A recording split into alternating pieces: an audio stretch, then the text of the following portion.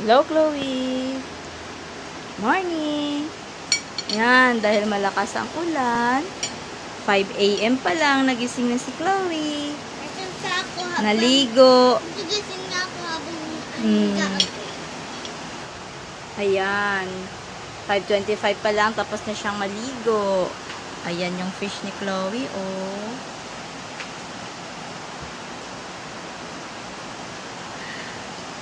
Pet ni Chloe. Lakas ulan, no? Si Tatay 5 sana aalis eh, kaso malakas ang ulan. Ayan, nagbe-breakfast na si Chloe, tapos maya-maya magbibihis na. Baka walang pasok? Char. Ano si Chloe ng milk. Ang ulam ni Chloe? Omelette na egg and tuna. Oh, eat na, dali. Kaya eat din si Nanay. Aga ng breakfast natin na. Mamaya alas 7, gutom na tayo, ano? Maga talaga nagbe-breakfast si Chloe. 5 or 6 breakfast na kasi. 6:30, prepare na. At 7, aalis na kami. Lakas ng ulan mula kagabi.